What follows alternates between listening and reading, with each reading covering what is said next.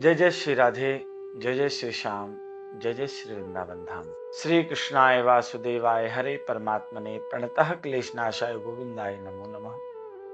मंगलम भगवान विष्णु, मंगलम गणध्वजा, मंगलम पुंडरीकाक्षः, मंगलाय तनुहरि। या देवी सर्वभूतेषु शक्ति रूपेण संस्थिता, नमस्तस्मै नमस्तस्मै नमस्तस्मै नमो नमः। भक्त भक्त भगवंत गुरु चतुर नाम वपु एक, इनके पग वंदन किए तो नासत विघ्न अनेक। भक्तों की बड़ी महिमा है। कहते हैं कि भगवान ने स्वयं ही कहा है कि भक्त हमारे पग धरें तहां धरूं मैं हाथ, सदा संग लागे रहूं एक पलक न छोड़ूं साथ। यदि भक्त मुझे सच्चे मन से और सच्ची भावना से बुलाता है और मेरा नाम जप करता है तो मैं कभी उसका साथ नहीं छोड़ता। और भगवान कहते हैं कि मैं निज भक्तन हाथ बिकाऊं, आठों याम हृदय में राखूं, एक पलक नहीं बिसराऊं। मैं निज भक्तन, जो मेरे भक्त याद करते हैं, मैं उनको कभी नहीं भूलता। जो वह कहते हैं वह मैं करता हूं। लेकिन बड़ी विडंबना है, यहां पर सभी तरह के भगवान के भक्त भी रहते हैं। तो एक कवि ने कहा है कि मिलेंगे लोग पूछेंगे तेरा व्यवहार कितना है, मिलेंगे लोग पूछेंगे तेरा व्यापार कितना है, लेकिन ये कोई नहीं पूछता कि तेरा प्रभु से प्यार कितना है। तो ये संसार है, यहां पर आपके हाल को पूछने वाले बहुत मिलेंगे, लेकिन आपसे भगवान के लिए कि तुम कितना भगवान का नाम लेते हो, कितना तुम भगवान को याद करते हो, कितनी तुम भगवान की पूजा अर्चना वंदना करते हो, उतना कोई नहीं पूछेगा। इसी पर एक बहुत सुंदर कथा है, याद आई है तो सुनेंगे। एक पंडित जी थे, उनके पास एक बार एक व्यक्ति आया और बोला, पंडित जी हमारे घर में शादी है और आप विवाह पढ़ने के लिए चलिए। पंडित जी तैयार हो गए, लेकिन उस व्यक्ति का जो गांव था वो कर्मनासा नदी को पार करके था। अब कर्मनासा नदी के लिए कहते हैं कि आपके पुण्य हो चाहे पाप हो, यदि आप उसमें प्रवेश करते हैं, उसमें स्नान करते हैं या जल से स्पर्श आपका होता है, तो आपके पुण्य हो चाहे पाप हो सब नष्ट हो जाए। अब पंडित जी को जब पता लगा कि नदी पार करके जाना है तो बोले, भाई मैं ऐसे नहीं जाऊंगा, मैं रेल में बैठ करके आऊंगा। अब रेल में बैठ के आते तो कम से कम 2-2.5 घंटे का सब घूम के आना पड़ता है। वे व्यक्ति के साथ एक पहलवान व्यक्ति था, उसने कहा, पंडित जी आप चिंता मत करो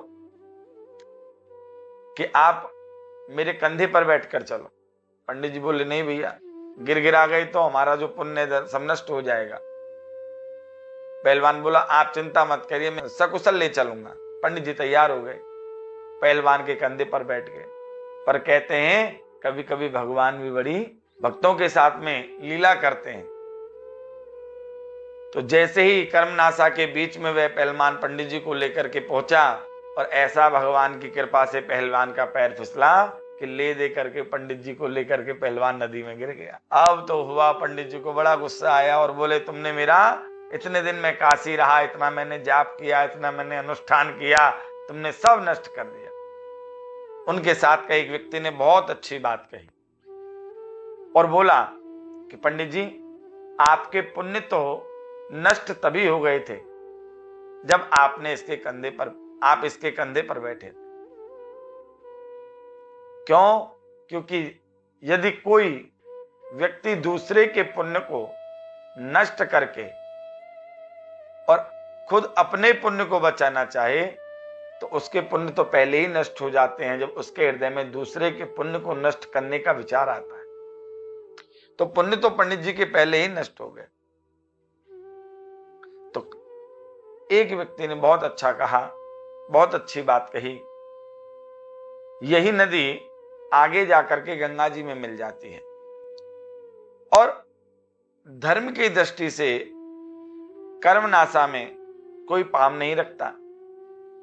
शास्त्र की दृष्टि से लेकिन कर्मनाशा जब गंगा जी में जाकर के मिल जाती है, तो गंगा में मिल जाने के बाद में ऐसा कौन है जो कि उसमें गंगा में स्नान करना बंद कर देगा?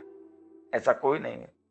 तो कहते हैं कर्मनाशा जल सुरसरी परही, तेही को काहू शीस नहीं धरही। जब कर्मनाशा गंगा नदी में मिल जाए तो ऐसा कौन है जो कि उसे सिरोधार्य ना करे। उसी प्रकार जब हम लोग अपनी वर्ण जाति में रह करके शास्त्र अनुसार अपना धर्म पालन करते हैं, अभिमान पूर्वक सारे नियमों का, शास्त्रों के द्वारा बताए हुए नियमों का पालन करते हैं, तो उसके लिए यह धर्म बन जाता है।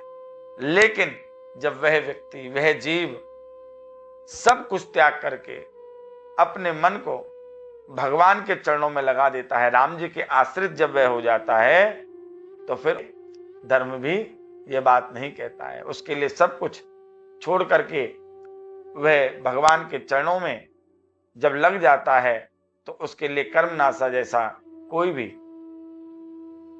नहीं है जो कि उसके धर्मों को, पुण्य को नष्ट कर दे।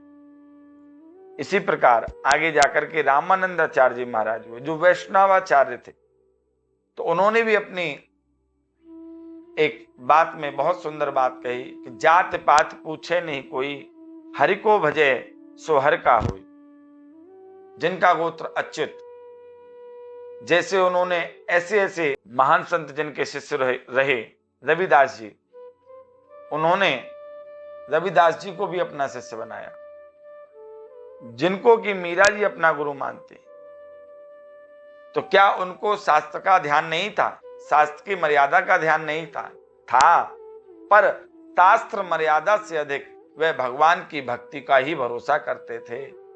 इसलिए कहा कि जब व्यक्ति भगवान के आश्रित हो जाता है तो उस पर कोई भी कुछ भी लागू नहीं होता, कोई भी बात उस पर लागू नहीं होती। हम लोग प्रयास करें, जितना भी हम लोगों के परिचित हैं, जितने भी जीव हमको जानते हैं, जितने भी व्यक्ति हमारे व्यवहार में रहते हैं, तो हम ये प्रयास करें कि वह नित्य भगवान के नाम में लगे। चाहे वह नित्य हनुमान चालीसा का पाठ करे, चाहे वह नित्य राधा राधा जपे, जो भगवान का नाम उसको प्रिय लगे वह उस नाम को जपे।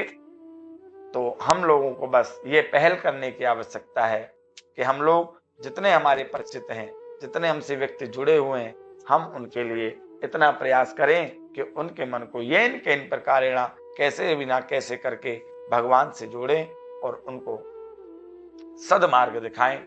इसी के साथ जय श्री राधे, जय जय श्री श्याम।